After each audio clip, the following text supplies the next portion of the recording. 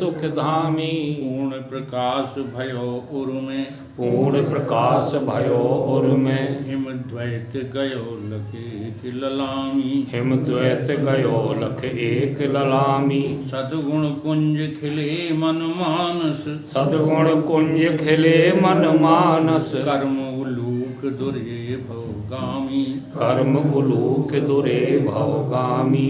आत्म रूप विराज रहे, आत्म रूप विराज रहे। गुरुदेव को बारंबार नमामि, गुरुदेव को बारंबार नमामि। गुरुदेव को बारंबार नमामि। गुरुदेव को बारंबार नमामि।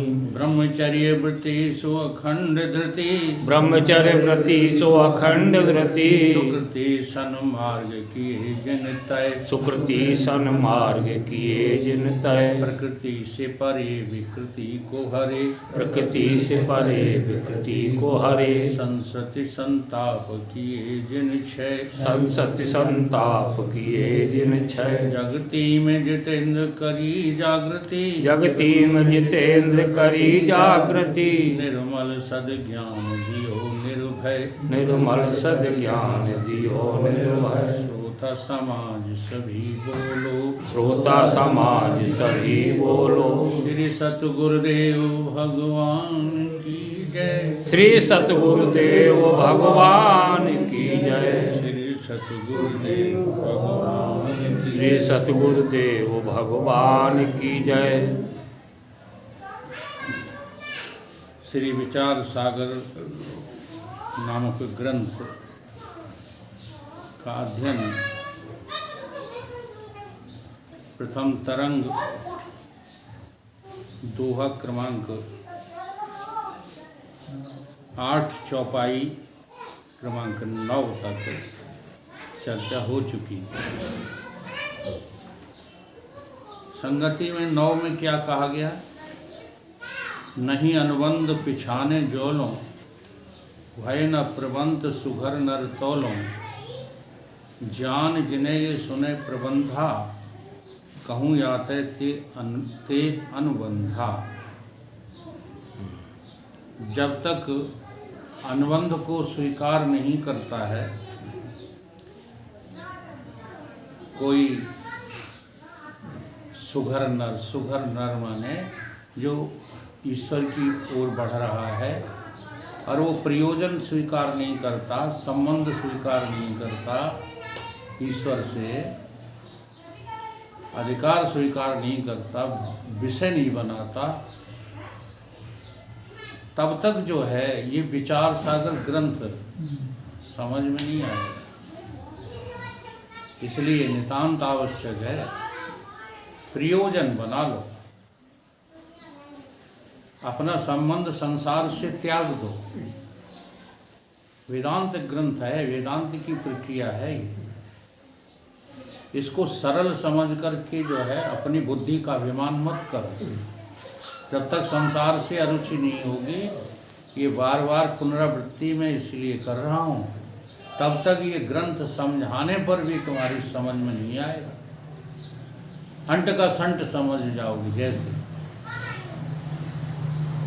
एक जो है महिला थी, उसको ये दोहा सुना दिया गया।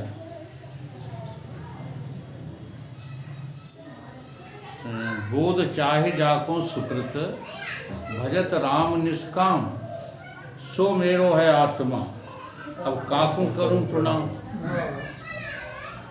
अब ये दोहा उसने समझ लिया। क्या समझ लिया? कि बड़ों का अनादर करने लगी, कभी किसी को प्रणाम ही न करे। और ये दोहा समझ लिया, सो मेरो है आत्मा। हाँ, मैं तो आत्मा हूँ और मेरा संबंध आत्मा से है। अब हमें किसी को प्रणाम करने की क्या जरूरत है? ये समझ में आ गई बात? आ गई? जो बानर समझ लेगी बात को। नहीं, अगर ऐसा कोई आचरण करता है तो उसकी समझ में ये दोहा आ गया, सवाल ही नहीं। तो यही बात मैं कह रहा हूँ। नहीं अनुबंध पिछाने जो लो, जब तक आप जो है इस अनुबंध को स्वीकार नहीं करोगे तब तक इस ग्रंथ में आपका प्रवेश नहीं हो सकता। अगला सोरठा है, अधिकारी संबंध विषय प्रयोजन मेल चब कहत सुकवि अनुबंध। इसका नाम क्या है? अनुबंध। अनुबंध है। तिनमें अधिकारी सुनो। क्या क्या चीजें बताएं? अधिकारी, विषय, प्रयोजन, संबंध।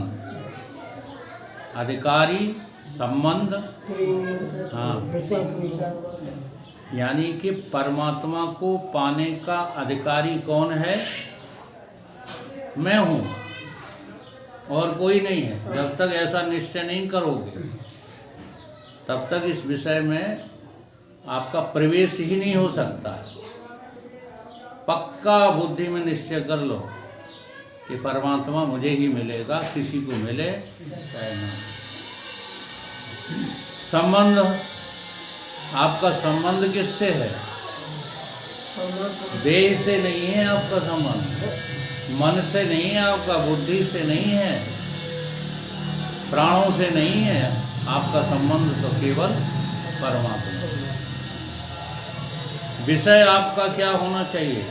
रोटी खाना आपका उद्देश्य नहीं, विषय नहीं है। हाँ, सुबह खा लिया और हजम कर लिया, सवेरे शौच हुआए, खाना हगना, चलना फिरना, ये सब तुम्हारा विषय नहीं है। ये तो सब प्राकृतिक है। प्रकृति क्रियावाणान गुण कर्म सर्वस्व है। तुम्हारा इससे कुछ लेना देना नहीं है।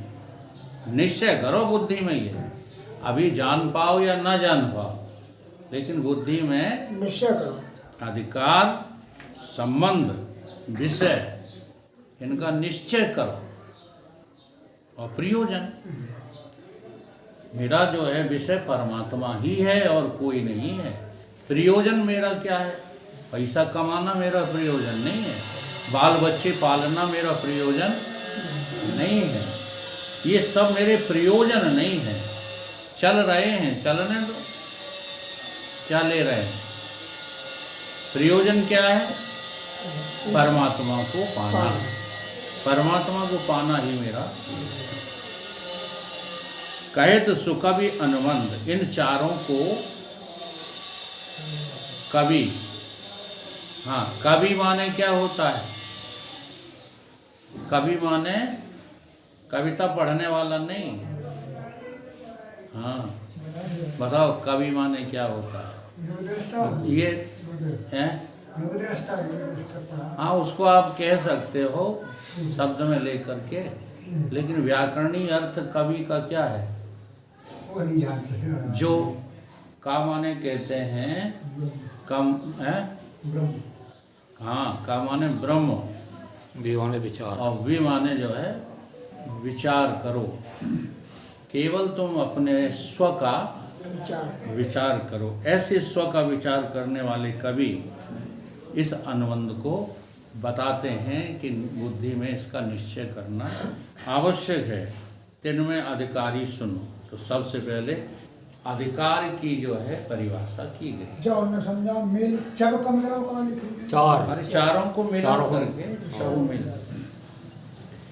पेजन मेल च, चारों को मिलाकर के अनुबंध कहलाता है।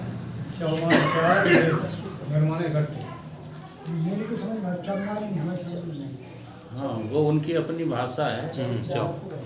जैसे गोस्वामी जी की भाषा जो है रामचरितमानस की, उसमें कई भाषाओं का मिश्रण है। ऐसे ये अपनी इनकी अलग भाषा है हिंदी, लेकिन वो जहाँ जिस देश में रहते हैं उसकी भाषा है। अधिकारी का वर्णन।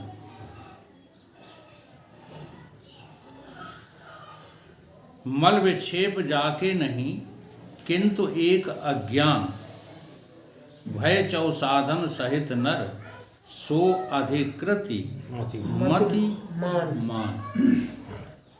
मल और विक्षेप जिसकी नहीं है, मल किसको कहते हैं, विक्षेप किसको कहते हैं, इसका पहले हिंदी अर्थ जो है समझ लो। जिसके अंदर मल विक्षेप नहीं है और आवरण शेष रह गया है, 3 दोष हैं ये आत्मा को न पाने के 3 दोष, मल विक्षेप आवरण। तो मल विक्षेप जिसका दूर हो गया है लेकिन आवरण शेष रह गया है,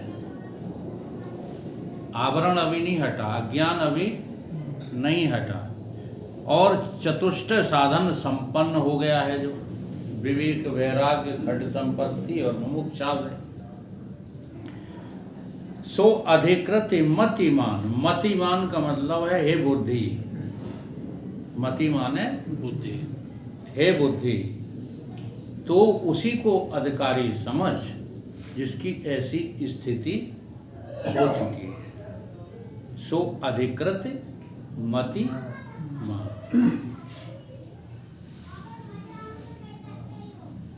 अब समझिए मल किसको कहते हैं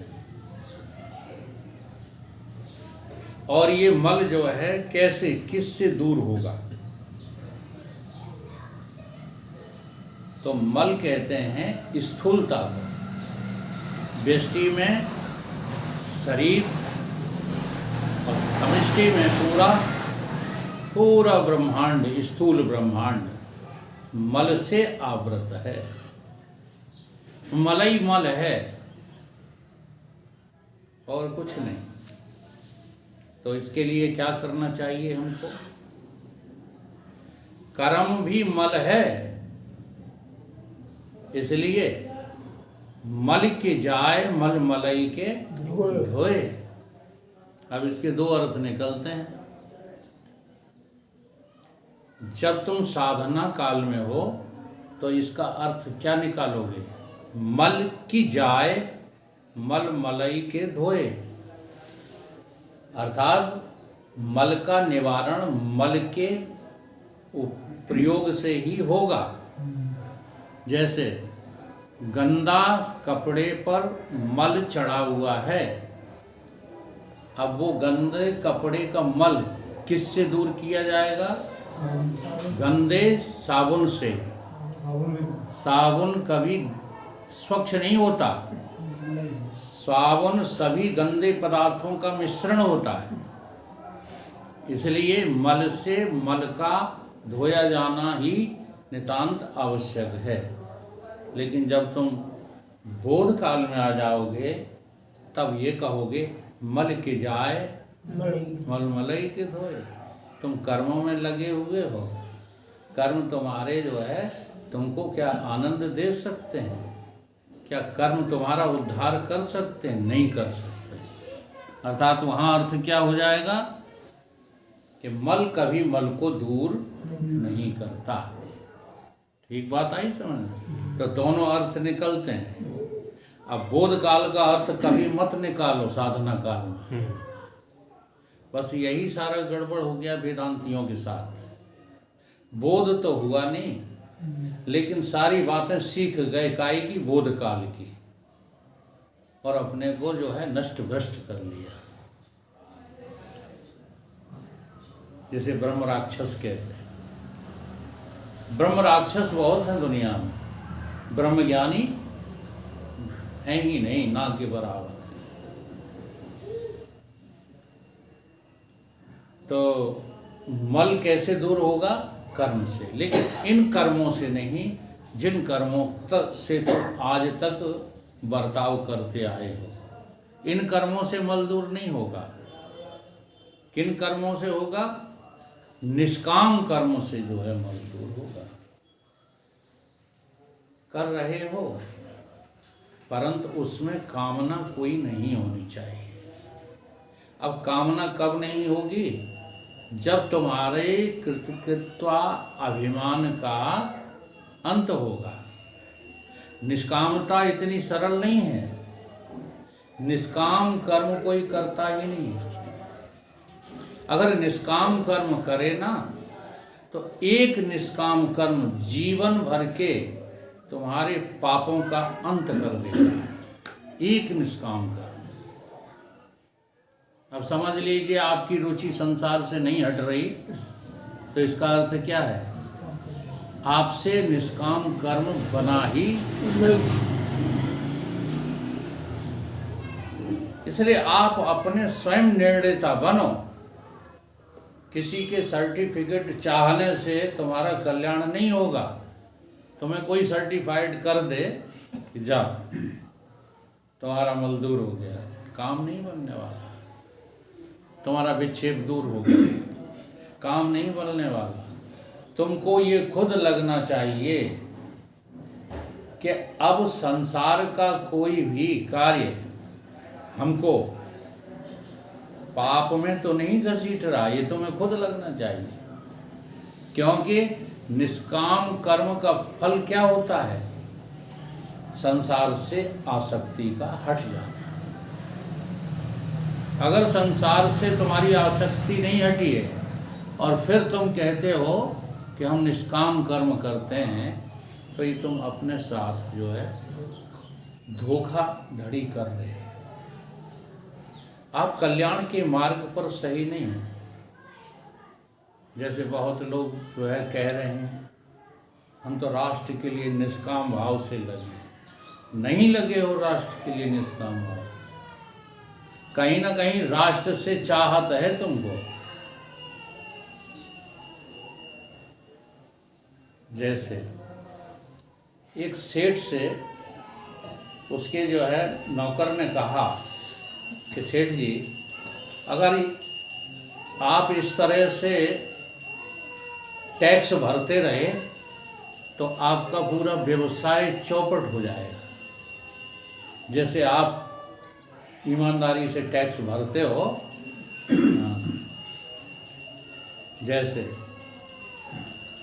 देखो तुम्हारे पास ताकत भी हो, तुम्हारे पास उसकी क्षमता भी हो, योग्यता भी हो, और तब भी उस स्थिति उस कार्य का त्याग बलिदान कहलाता है।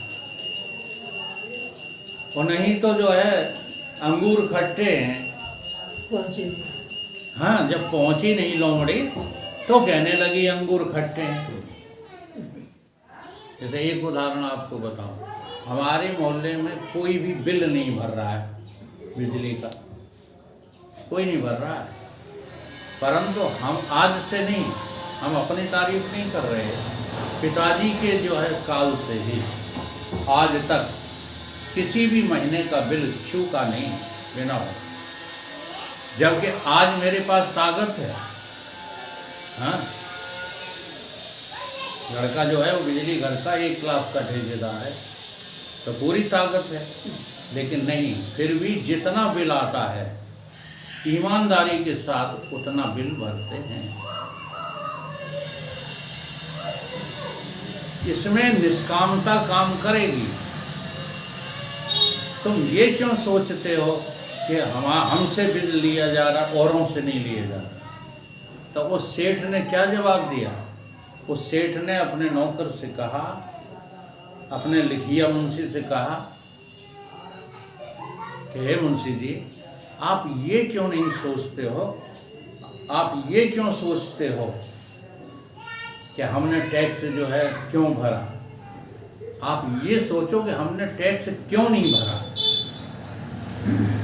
नई बात समझ में आई? ये सोचो कि राष्ट्र ने हमको क्या दिया। ये मत सोचो कि राष्ट्र ने हमको क्या दिया, ये सोचो कि हमने राष्ट्र को क्या दिया। तो आप राष्ट्र के प्रति निष्काम हो। अगर आप राष्ट्र से कुछ चाह रहे हो, पद चाह रहे हो, नाम चाह रहे हो, प्रतिष्ठा चाह रहे हो, लोकेशना चाह रहे हो, तो निष्काम।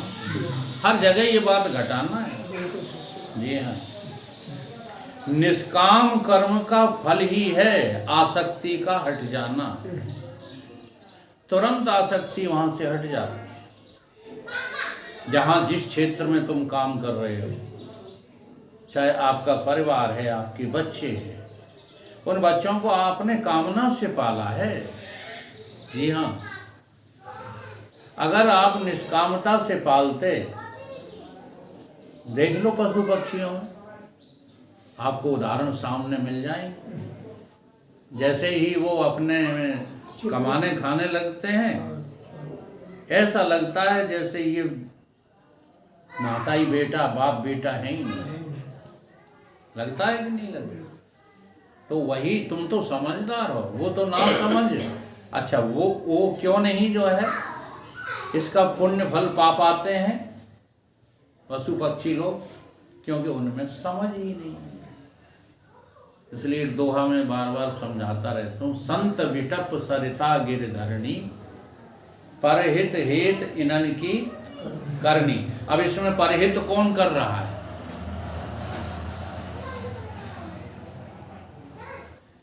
कितने नाम लिए? संत विटप, संत विटप सरिता गिरधरणी, 5 है ना? तो इसमें जो है पांचों के पांचों परहित कर रहे हैं या कोई? पांचों परहित कर रहे हैं। 4 के द्वारा हो रहा है, 1 कर रहा है। कई बार ये बात मैंने समझाई है, इनमें से कोई नहीं कर रहा परहित, केवल संत कर रहा है। 4 के द्वारा क्यों? क्योंकि वो तो उनका स्वाभाविक स्वभाव है। क्या है? फरनी के नहीं, फरनी के बिना। वृक्ष जो है बिना फल के किस काम के? घरनी के नहीं, घरनी के बिना। जिस घर में जो है, हाँ,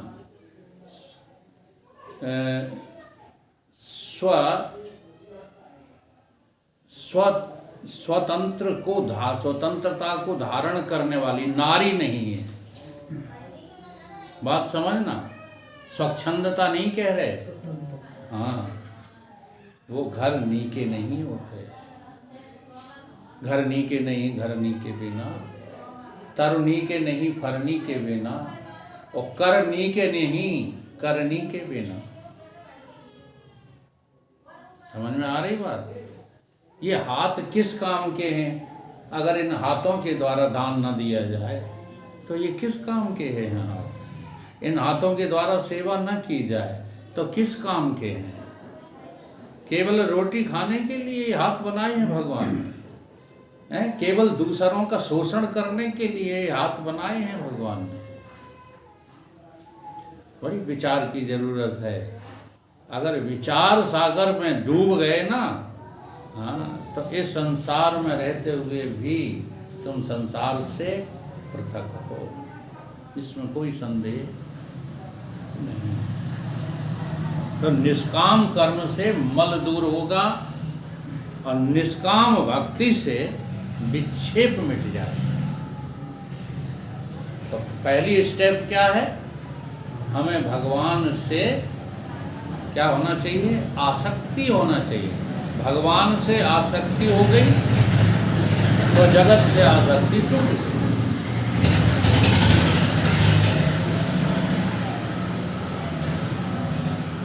दुई के एक संग होए भुआलू, हसव ठठाओ बुलाओ। अगर तुम्हारी, हम अभी साधना काल की बात कर रहे हैं, तुम एकदम जंप लगा के सिद्धि पे मत आ जाना। सिद्धि पर आने के बाद तो ये दो रहते ही नहीं है, ये हमें पता चल जाता है। तो यहाँ सिद्धि की बात नहीं, अभी साधना की बात हो रही है। मल विक्षेप जाके, ये साधना है न कि सिद्धि। तो अब भगवान की भक्ति करो, भगवान से आसक्त रहो। इसी को लेकर के ये दुआ बनाया गया, जितना हित हराम से जितना ही हर से हो, चले जाओ वैकुंठ को बला न पकड़े।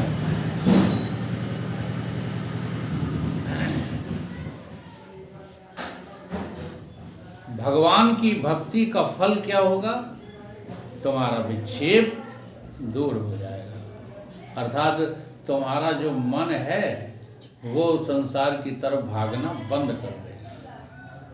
अब वो मन निर्विषयी होने लगेगा। इसलिए श्रुति ने कहा है कि ये बस तुम्हारा मन ही बंधन और मोक्ष का हेतु है। निर्विषयी मन ही मोक्ष का हेतु बनेगा, विषयी मन मोक्ष का हेतु नहीं बनता। तो मल विक्षेप जाके नहीं।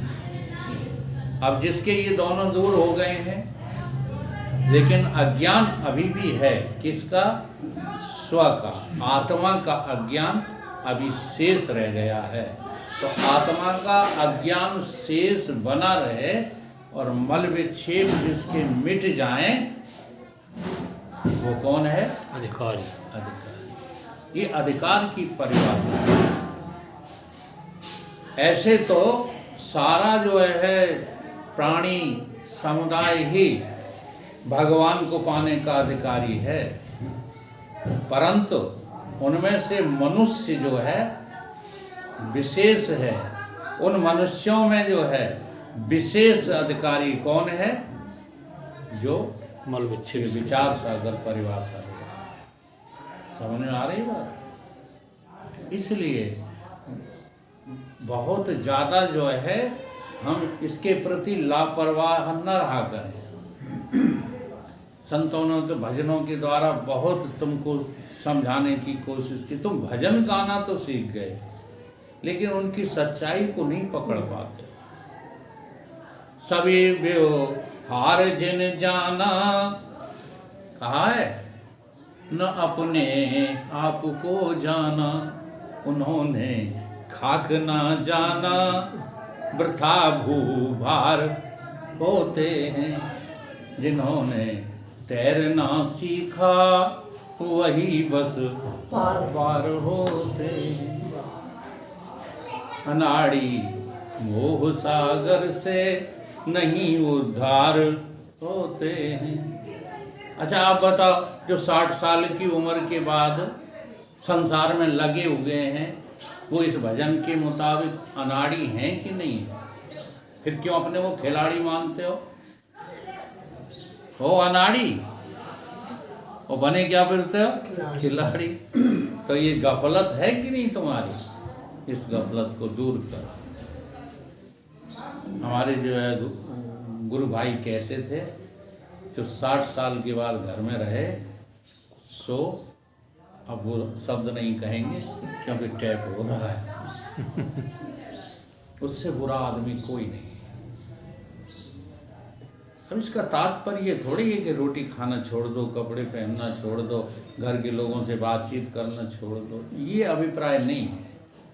अर्थात इस देह को गेह मानना बंद करो और देह के संबंधियों से जो है कोई नाता न रखो। ये है इसका जो है अर्थ। ठीक है। जा पुरुष ने निष्काम कर्म और उपासना करके मल और विक्षेप दूर कर लिए हैं। एक अज्ञान स्वरूप का आवरण जिसके चित्त विषय रह गया है और चतुष्ट साधन संयुक्त पुरुष है, वही अधिकारी है। अचतुष्ट साधन कौन है? विवेक, वैराग्य, खट संपत्ति और मुमुक्षा। गैस वाला बुला रहा है, क्या चाहिए आपको?